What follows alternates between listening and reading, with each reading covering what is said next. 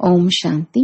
Murali date 9/5/2024 காலை முரளி பாப்தாதா மதுபன். பாபா கூறுகின்றார், இனிமையான குழந்தைகளே, பிறருடைய பெயர் ரூபத்தில் மாட்டிக்கொள்வது கடுமையிலும் கடுமையான நோயாகும். உள்நோக்கு முகமாகி இந்த நோயை சோதனை செய்யுங்கள் மற்றும் இதிலிருந்து விடுதலை அடையுங்கள். கேள்வி: பெயர் ரூபத்தின் நோயை முடிப்பதற்கான யுக்தி என்ன? இதன் மூலம் என்னென்ன நஷ்டம் ஏற்படுகின்றது? பதில்: பெயர் ரூபத்தின் நோயை முடிப்பதற்காக ஒரு பாபாவிடம் உண்மையிலும் உண்மையான அன்பு வையுங்கள். நினைவு செய்யும் நேரத்தில் புத்தி அலைகிறது, தேகதாரியிடம் செல்கிறது என்றால் பாபாவிடம் உண்மையை சொல்லுங்கள். உண்மையை சொல்வதன் மூலம் பாபா மன்னித்து விடுவார். மருத்துவரிடம் நோயை மறைக்காதீர்கள். பாபாவிடம் சொல்வதன் மூலம் எச்சரிக்கையுடன் இருப்பீர்கள். புத்தி யாருடைய பெயர் ரூபத்திலாவது மாட்டிக்கொள்கிறது என்றால் பாபாவிடம் புத்தியை இணைக்க முடியாது. அப்படிப்பட்டவர்கள் சேவைக்கு பதிலாக டிஸ்சர்வீஸ் செய்கிறார்கள். பாபாவிற்கு நிந்தனை செய்விக்கிறார்கள். இப்படி நிந்தனை செய்விப்பவர்கள் கடுமையான தண்டனைக்குரியவராக ஆகிறார்கள். ஓம் சாந்தி. பாபாவிடமிருந்துதான் ஒவ்வொருவருக்கும் ஆஸ்தி கிடைக்க வேண்டும் என்று குழந்தைகள் தெரிந்திருக்கின்றார்கள். சகோதரருக்கு சகோதரரிடமிருந்து ஒருபோதும் ஆஸ்தி கிடைப்பதில்லை. சகோதர சகோதரிகள் யாரெல்லாம் இருக்கின்றார்களோ அவர்களுக்கு ஒவ்வொருவருடைய நிலையை பற்றி தெரிவதில்லை. அனைத்து விஷயங்களும் பாப் தாதாவிடம் வருகிறது.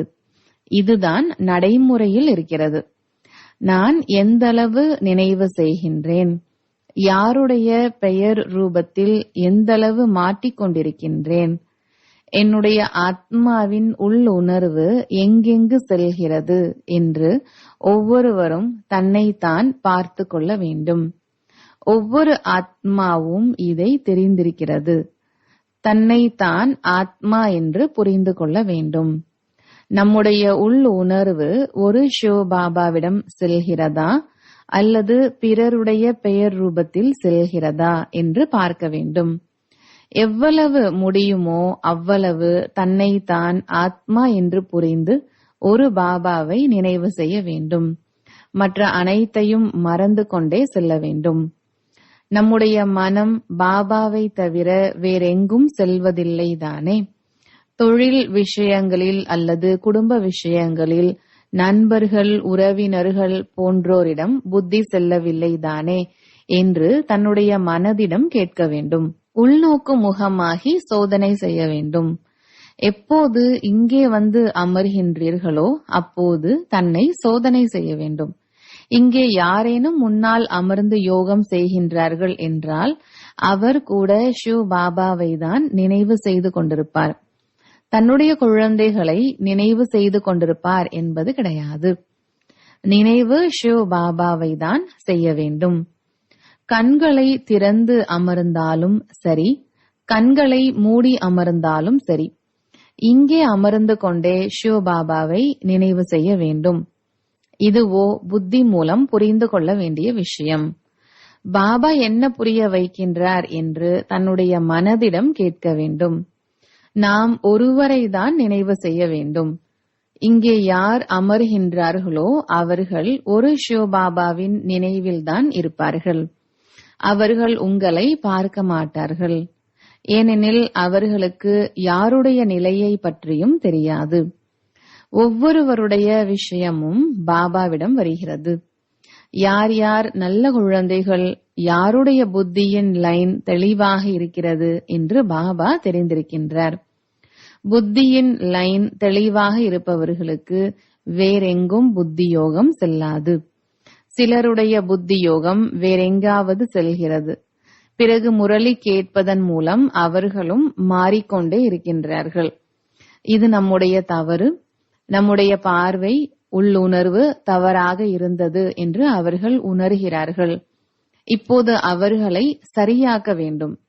தவறான உள்ளுணர்வை விட்டுவிட வேண்டும். சகோதரன் சகோதரனுக்கு புரிய வைக்க முடியாது.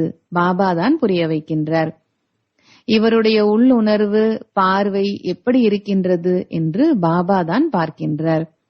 பாபாவிடம்தான் அனைவரும் தன்னுடைய மனதின் நிலையை சொல்கின்றார்கள். ஷிவ் பாபாவிடம் சொல்கின்றீர்கள் என்றால் தாதா புரிந்து கொள்கின்றார். ஒவ்வொருவரையும் சொல்வதன் மூலம் பார்ப்பதன் மூலமே பாபா புரிந்து கொள்கின்றார்.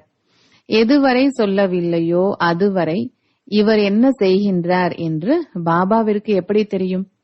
இவர்களுக்கு தேக அபிமானம் அதிகம் இருக்கிறது, இவருக்கு குறைவாக இருக்கிறது, இவருடைய நடத்தை சரியில்லை, மற்றவருடைய பெயர் ரூபத்திலாவது மாட்டிக்கொண்டிருக்கின்றார் என்று நடத்தை மூலம், சேவையின் மூலம் பாபா புரிந்து கொள்கின்றார். யாரிடமாவது புத்தி செல்கின்றதா என்று பாபா கேட்கின்றார். சிலர் உண்மையை சொல்லிவிடுகின்றார்கள், சிலர் பெயர் ரூபத்தில் மாட்டிக்கொள்கிறார்கள், ஆனால் சொல்வதில்லை. அவர்கள் தன்னுடைய நஷ்டத்தை ஏற்படுத்திக் கொள்கிறார்கள். பாபாவிடம் சொல்வதன் மூலம் அவர்கள் மன்னிக்கப்படுகின்றார்கள் மற்றும் எதிர்காலத்திலும் தன்னை பாதுகாத்துக் கொள்கிறார்கள். தன்னுடைய உண்மையான மனநிலையை நிறைய பேர் சொல்வதில்லை, வெட்கம் வந்துவிடுகிறது. சிலர் தவறான காரியம் செய்துவிட்டு மருத்துவரிடம் சொல்வதில்லை. மறைப்பதன் மூலம் நோய் இன்னும் அதிகமாகிறது. இங்கே கூட அப்படித்தான். பாபாவிடம் சொல்வதன் மூலம் லேசாகி விடுகின்றார்கள். இல்லையானால் நோய் உள்ளுக்குள் இருப்பதன் மூலம் சுமையுடன் இருப்பார்கள். பாபாவிடம் சொல்வதால் அடுத்த முறை அப்படி செய்ய மாட்டார்கள். எதிர்காலத்திலும் தன் மீது எச்சரிக்கையுடன் இருப்பார்கள். மற்றபடி சொல்லவில்லை என்றால் நோய் அதிகமாகிக் கொண்டே போகும். இவர் நல்ல சேவை செய்கின்றார், இவருடைய தகுதி எப்படி இருக்கிறது, சேவையில் கூட எப்படி இருக்கிறார், யாரிடமும் போய் மாட்டவில்லை தானே என்று பாபா தெரிந்திருக்கின்றார். ஒவ்வொருவருடைய ஜாதகத்தை பார்க்கின்றார். பிறகு அந்த அளவு அவர்களிடம் அன்பு வைக்கின்றார்.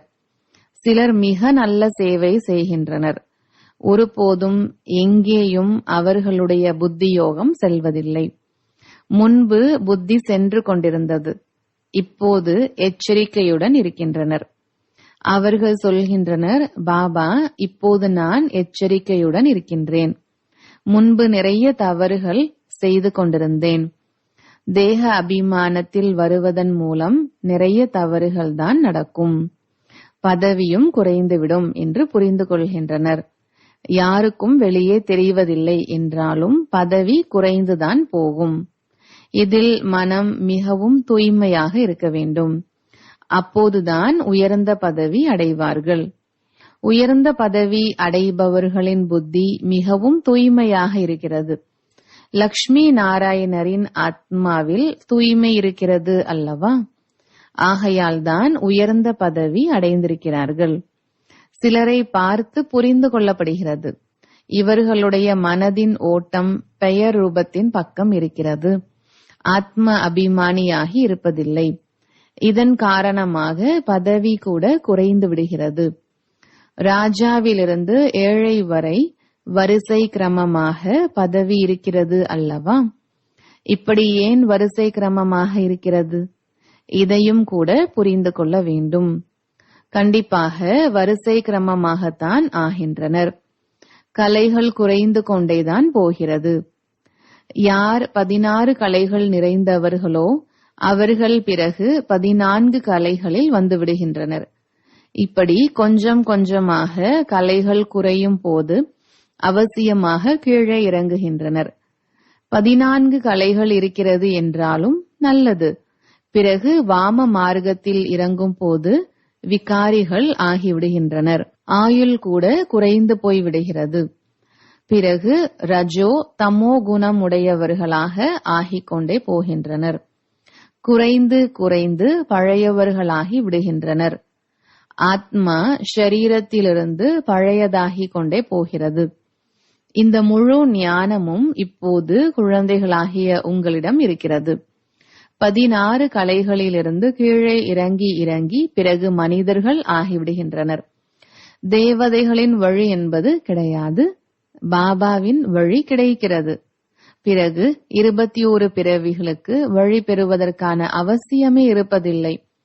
இந்த ஈஸ்வரிய வழி உங்களின் 21 பிறவிகளுக்காக நடக்கிறது. பிறகு எப்போது ராவண ராஜ்யம் ஏற்படுமோ அப்போது உங்களுக்கு ராவணனுடைய வழி கிடைக்கிறது.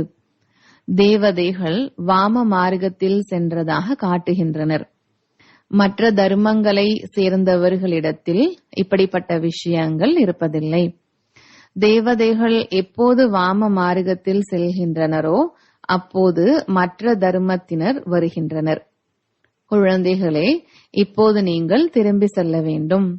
இது பழைய உலகமாகும் என்று பாபா புரிய வைக்கின்றார். பழைய உலகத்தை புதியதாக்குவது கூட நாடகத்தில் என்னுடைய பார்ட் ஆகும். இதையும் நீங்கள் புரிந்திருக்கின்றீர்கள். உலகத்தில் உள்ள மனிதர்களுக்கோ ஒன்றும் தெரியாது. நீங்கள் இந்தளவு புரிய வைக்கின்றீர்கள். பிறகும் கூட சிலர் மிகுந்த ஆர்வம் காட்டுகிறார்கள். சிலர் தன்னுடைய வழியை சொல்லிவிடுகின்றனர். இந்த லக்ஷ்மி நாராயணர் எப்போது இருந்தார்களோ அப்போது தூய்மை, சுகம், சாந்தி அனைத்தும் இருந்தது. தூய்மைதான் முக்கியமான விஷயமாகும்.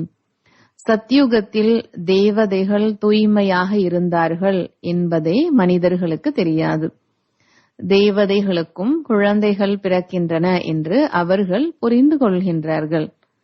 ஆனால் அங்கே யோக பலத்தின் மூலம் எப்படி குழந்தைகள் பிறக்கின்றன என்று யாருக்கும் தெரியாது. முழு ஆயுளுமே தூய்மையாக இருக்கும் போது பிறகு குழந்தைகள் எப்படி பிறக்கும் என்று கேட்கின்றார்கள். இந்த நேரம் தூய்மையாவதன் மூலம் நாம் 21 பிறவிகளுக்கு தூய்மையாக இருப்போம் என்று புரிய வைக்க வேண்டும். ஸ்ரீமத் படி நாம் விகாரமற்ற உலகத்தையே ஸ்தாபனை செய்து கொண்டிருக்கின்றோம். ஸ்ரீமத் பாபாவினுடையது. மனிதரிலிருந்து தேவதை என்று பாடல் கூட இருக்கிறது. இப்போது அனைவரும் மனிதர்களாக இருக்கின்றனர். பிறகு தேவதைகள் ஆகின்றனர். இப்போது ஸ்ரீமத் படி நாம் தெய்வீக அரசாட்சியை ஸ்தாபனை செய்து கொண்டிருக்கின்றோம். இதில் தூய்மை மிகவும் முக்கியமானது. ஆத்மாதான் தூய்மையாக வேண்டும். ஆத்மாதான் கல் புத்தியாக ஆனது. இதை நன்றாக தெளிவாக சொல்லி புரிய வையுங்கள். பாபாதான் சத்யுக தெய்வீக அரசாட்சியை ஸ்தாபனை செய்திருந்தார். அதைதான் சொர்க்கம் என்கிறார்கள். மனிதர்களை தேவதையாக பாபாதான் ஆக்கினார். மனிதர்கள் தூய்மையற்று இருந்தார்கள். அவர்களை தூய்மையற்ற நிலையிலிருந்து யார் தூய்மையாக ஆக்கியது? என் ஒருவனை நினைவு செய்வதால் நீங்கள் தூய்மையாவீர்கள் என்று பாபா குழந்தைகளிடம் சொல்கின்றார். இந்த விஷயத்தை நீங்கள் யாருக்கு சொன்னாலும் உள்ளுக்குள் பதிந்துவிடும். இப்போது தூய்மையற்ற நிலையிலிருந்து எப்படி தூய்மையாவது? கண்டிப்பாக பாபாவை நினைவு செய்ய வேண்டும். மற்ற தொடர்புகளிலிருந்து புத்தியோகத்தை துண்டித்து ஒருவரோடு புத்தியை இணைக்க வேண்டும். அப்போதுதான் மனிதரிலிருந்து தேவதை ஆக முடியும். இப்படி புரிய வைக்க வேண்டும். நீங்கள் என்ன புரிய வைத்தீர்களோ அது நாடகப்படி முற்றிலும் சரியானதே ஆகும். இதை புரிந்து கொள்கின்றனர். ஆனால் கூட நாளுக்கு நாள் புரிய வைப்பதில் புதிய கருத்துக்கள் கிடைத்துக் கொண்டே இருக்கிறது. நாம் தூய்மையற்ற நிலையிலிருந்து எப்படி தூய்மையாவது என்பதுதான் முக்கியமான விஷயமாகும். தேகத்தின் அனைத்து தர்மங்களையும் விட்டுவிட்டு என் ஒருவனையே நினைவு செய்யுங்கள் என்று பாபா சொல்கின்றார். இந்த புருஷோத்தம சங்கம் யுகத்தை பற்றி கூட குழந்தைகளாகிய நீங்கள்தான் தெரிந்திருக்கின்றீர்கள். நாம் இப்போது பிராமணர்களாக இருக்கின்றோம். பிரஜாபிதா பிரம்மாவின் குழந்தைகள் ஆவோம். பாபா நமக்கு படிப்பிக்கின்றார். பிராமணர் ஆகாமல் நாம் எப்படி தேவதை ஆக முடியும்? பிரம்மா பாபா முழுமையாக 84 பிறவிகள் எடுக்கின்றார். அவர்தான் முதல் நம்பரில் வருகின்றார். பாபா பிரவேசமாகின்றார். ஆக முக்கியமான விஷயமே ஒன்றுதான். தன்னைத்தான் ஆத்மா என்று புரிந்து பாபாவை நினைவு செய்யுங்கள். தேக அபிமானத்தில் வருவதன் மூலம் எங்கேயாவது மாட்டிக்கொள்கின்றனர். அனைவரும் ஆத்ம அபிமானி ஆக முடியாது. தன்னை முழுமையாக சோதனை செய்யுங்கள். நான் தேக அபிமானத்தில் வருவதில்லை தானே? நம் மூலம் எந்த பாவ கர்மங்களும் நடப்பதில்லை தானே? சட்டத்திற்கு புறம்பான நடத்தை நடப்பதில்லை தானே? நிறைய பேர் சட்டத்திற்கு புறம்பான நடத்தை நடக்கின்றனர். அவர்கள் கடைசியில் மிகுந்த தண்டனை அடைவார்கள். ஆயினும் இப்போது கர்மாதீத் நிலை ஏற்படவில்லை. கர்மாதீத் நிலை அடைந்தவர்களின் அனைத்து துக்கங்களும் விலகிவிடும். அவர்கள் தண்டனைகளிலிருந்து விடுபட்டு விடுகின்றனர். வரிசை கிரமமாகத்தான் ராஜாக்கள் உருவாகின்றனர் என்று சிந்தனை ஓடுகிறது. கண்டிப்பாக சிலருடைய முயற்சி குறைவாக இருந்திருக்கும். அதன் காரணத்தினால் தண்டனை அடைய வேண்டி வருகிறது. ஆத்மாதான் கர்ப்ப ஜெயில் தண்டனை அனுபவிக்கிறது. ஆத்மா எப்போது கர்ப்ப ஜெயிலில் இருக்குமோ அப்போது எங்களை வெளியே விட்டு விடுங்கள், பிறகு நாங்கள் பாவ கர்மம் செய்ய மாட்டோம் என்று சொல்கிறது. ஆத்மாதான் தண்டனை அனுபவிக்கிறது. ஆத்மாதான் கர்மம் விகர்மம் செய்கிறது. இந்த ஷரீரம் எதற்கும் உதவாது. தன்னை ஆத்மா என்று புரிந்து கொள்வதுதான் முக்கியமான விஷயமாகும். அனைத்தும் ஆத்மாதான் செய்கிறது என்று அவர்கள் புரிந்து கொள்கின்றனர். இப்போது நீங்கள் அனைத்து ஆத்மாக்களும் திரும்பி செல்ல வேண்டும். அதற்குத்தான் இந்த ஞானம் கிடைக்கிறது. பிறகு ஒருபோதும் இந்த ஞானம் கிடைக்காது. ஆத்ம அபிமானியாக இருப்பவர்கள் அனைவரையும் சகோதரன் சகோதரனாக பார்ப்பார்கள். ஷரீரத்தின் விஷயமே இருப்பதில்லை. ஆத்மா என உணரும் போது ஷரீரத்தின் மீது பற்று இருக்காது. ஆகையால்தான் இதை மிக உயர்ந்த நிலை என்று பாபா சொல்கின்றார். சகோதரி சகோதரனுக்கு இடையே புத்தி மாட்டிக்கொள்ளும் போது மிகுந்த டிஸ்சர்வீஸ் ஆகிறது. ஆத்ம அபிமானி பவ, இதில்தான் உழைப்பு இருக்கிறது. படிப்பில் கூட பாடங்கள் இருக்கிறது. நாம் இந்த பாடத்தில் தோல்வி அடைந்து விடுவோம் என்று புரிந்து கொள்கிறார்கள். தோல்வி அடைவதன் மூலம் மற்ற பாடங்களில் கூட மந்தமாக ஆகிவிடுகிறார்கள். இப்போது உங்கள் ஆத்மா புத்தி யோகத்தின் பலத்தால் தங்க பாத்திரமாக ஆகிக் கொண்டே செல்கிறது. யோகம் இல்லை என்றால் ஞானமும் குறைவு. அதற்கு சக்தி இருப்பதில்லை. யோகத்தின் கூர்மை இல்லை. இது நாடகத்தின் பதிவு. குழந்தைகள் தன்னுடைய நிலையை எவ்வளவு முன்னேற்ற வேண்டும் என்று பாபா புரிய வைக்கின்றார். நான் ஆத்மா முழு நாளும் சட்டத்திற்கு புறம்பான காரியம் எதுவும் செய்வதில்லை தானே என்று பார்த்து கொள்ள வேண்டும். அப்படிப்பட்ட ஏதேனும் பழக்கம் இருந்தால் உடனடியாக விட்டுவிட வேண்டும். ஆனாலும் மாயை 2வது அல்லது 3வது நாள் அந்த தவறை செய்ய வைத்து விடுகிறது. இது போன்ற சூட்சுமமான விஷயங்கள் நடந்து கொண்டே இருக்கிறது. இது முற்றிலும் குப்தமான ஞானம். மனிதர்களுக்கு இதை பற்றி தெரியாது. நாங்கள் எங்கள் செலவிலேயே எங்களுக்காக அனைத்தையும் செய்கின்றோம் என்று நீங்கள் சொல்கின்றீர்கள். மற்றவர்களுடைய செலவில் எப்படி செய்ய முடியும்? ஆகையால்தான் பாபா எப்போதும் சொல்கின்றார், கேட்பதை விட இறப்பது மேல். சுலபமாக கிடைத்தால் பால் போல, கேட்டு வாங்கினால் தண்ணீரை போல. கேட்டு யாரிடமாவது பெறுகின்றீர்கள், அவர்கள் வலுக்கட்டாயமாக வேறு வழி இல்லாமல் கொடுக்கின்றார்கள். ஆக அது தண்ணீர் ஆகிவிடுகிறது. பிடுங்கிக் கொள்கின்றீர்கள் என்றால் அது ரத்தத்தை எடுத்துக் கொள்வது போல. சிலர் மிகவும் தொந்தரவு செய்கின்றார்கள். கடனாக கேட்கிறார்கள் என்றால் அதுவும் ரத்தத்திற்கு சமமாக ஆகிவிடுகிறது. கடனாக பெறும் அளவு அப்படி எந்த அவசியமும் இல்லை. தானம் கொடுத்து மீண்டும் திரும்ப பெறுகிறார்கள். இதற்குத்தான் ஹரிச்சந்திரனின் உதாரணம் கூட இருக்கிறது. அப்படி செய்யக்கூடாது. அதாவது தானத்தை திரும்பி வாங்கக்கூடாது. ஒரு பகுதியை ஒதுக்கி வைத்துக் கொள்ளுங்கள். அப்போது உங்கள் காரியத்திற்கும் உதவும். கடைசியில் பாபாவின் நினைவு இருக்க வேண்டும். சுய தர்ஷன சக்கரமும் நினைவில் இருக்க வேண்டும். அப்போது உயிர் உடலை விட்டு பிரிய வேண்டும். குழந்தைகள் அந்தளவு முயற்சி செய்ய வேண்டும். அப்போதுதான் சக்கரவர்த்தி ராஜா ஆக முடியும்.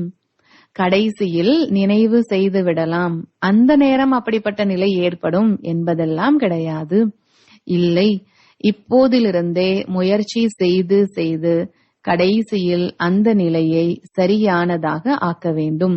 கடைசியில் சிந்தனை வேறு எங்கேனும் சென்றுவிட்டது என ஆகக்கூடாது. நினைவு செய்வதன் மூலம்தான் பாவம் அழிந்து கொண்டே போகும். தூய்மையினுடைய விஷயத்தில்தான் உழைப்பு இருக்கிறது என்று குழந்தைகளாகி நீங்கள் புரிந்திருக்கின்றீர்கள். படிப்பில் அந்த அளவு உழைப்பு கிடையாது. இதில் குழந்தைகள் மிகுந்த கவனம் கொடுக்க வேண்டும். நாம் சட்டத்திற்கு புறம்பான எந்த காரியமும் செய்யவில்லைதானே? பெயர் ரூபத்தில் மாட்டிக்கொள்ளவில்லைதானே? யாரையும் பார்த்து கவர்ச்சிக்கப்படவில்லைதானே? கர்ம இந்திரியங்கள் மூலமாக சட்டத்திற்கு புறம்பான எந்த காரியமும் செய்யவில்லை என்று தனக்குத்தானே கேட்டுக்கொள்ளுங்கள் என்று பாபா சொல்கின்றார். பழைய அழுக்கான சரீரத்தின் மீது முற்றிலுமாக அன்பு இருக்கக்கூடாது. அது கூட தேக அபிமானம் ஆகிவிடுகிறது. பற்றற்று இருக்க வேண்டும். ஒரே ஒருவரிடம் உண்மையான அன்பு, மற்ற அனைவர் மீதும் பற்றற்ற அன்பு வேண்டும். குழந்தைகள் இருந்தாலும் கூட யார் மீதும் ஈடுபாடு இருக்கக்கூடாது. என்னவெல்லாம் பார்க்கின்றோமோ அனைத்தும் அழிந்துவிடும் என்று தெரிந்திருக்கின்றோம். ஆகையால் அதன் மீதான அன்பு முழுமையாக நீங்கிவிடுகிறது. ஒருவர் மீதுதான் அன்பு இருக்க வேண்டும், மற்றவர்கள் மீது பற்றற்று இருக்க வேண்டும். நல்லது. இனிமையிலும் இனிமையான காணாமல் போய் கண்டெடுக்கப்பட்ட செல்லமான குழந்தைகளுக்கு தாயும் தந்தையுமாகிய பாப் தாதாவின் அன்பு நினைவுகள் மற்றும் காலை வணக்கம். ஆன்மீக குழந்தைகளுக்கு ஆன்மீக தந்தையின் நமஸ்காரம். தாரணைக்கான முக்கிய சாரம். முதலாவது, தன்னுடைய மனநிலையை மிகவும் சுத்தமாக தூய்மையாக ஆக்க வேண்டும். சட்டத்திற்கு புறம்பான தலைகீழான எந்த காரியமும் செய்யக்கூடாது. மிக மிக எச்சரிக்கையுடன் இருக்க வேண்டும். புத்தி எங்கேயும் சிக்கவிடக் கூடாது. இரண்டாவது, உண்மையான அன்பு ஒரு பாபா மீது வைக்க வேண்டும். மற்ற அனைவரிடமும் பற்றற்று பெயரளவில் அன்புடன் இருக்க வேண்டும். ஷரீரத்துடன் கூட பற்று இல்லாத அளவு ஆத்ம அபிமானி நிலையை உருவாக்க வேண்டும். வரதானம், சுய ராஜ்யத்தின் பழக்கங்கள் மூலமாக எதிர்கால ராஜ்ய அதிகாரத்தை பெறக்கூடிய அதிர்ஷ்டசாலி ஆத்மா ஆகுங்கள். விளக்கம், நீண்ட கால ராஜ்ய அதிகாரி ஆவதற்கான சன்ஸ்காரம் நீண்ட கால ராஜ்ய அதிகாரியாக ஆக்கிவிடும். ஒருவேளை அடிக்கடி வசமாகிக் கொண்டே இருந்தால் அதிகாரியாக இருப்பதற்கான சன்ஸ்காரம் இல்லையெனில் ராஜ்ய அதிகாரியின் ராஜ்யத்தில் இருப்பீர்கள். ஆனால் ராஜ்ய பாக்கியம் பெற முடியாது. எனவே ஞானம் என்ற கண்ணாடியில் தனது அதிர்ஷ்டத்தின் தோற்றத்தை பாருங்கள். நீண்ட கால பயிற்சியால் தனது விசேஷ சகயோகி, வேலைக்காரர்கள் மற்றும் ராஜ்யத்தின் வேலைகளுக்கு துணையாக இருப்பவர்களை தனது அதிகாரத்திற்கு உட்பட்டு நடத்துங்கள். அதாவது தன்னுடைய கர்ம இந்திரியங்களை வழி நடத்துங்கள். ராஜா ஆனால்தான் அதிர்ஷ்டசாலி என்று சொல்வார்கள். ஸ்லோகன், சக்தியை கொடுக்கும் சேவை செய்வதற்காக எல்லையற்ற வைராகியத்தின் மனநிலையை வெளிப்படுத்துங்கள். நல்லது.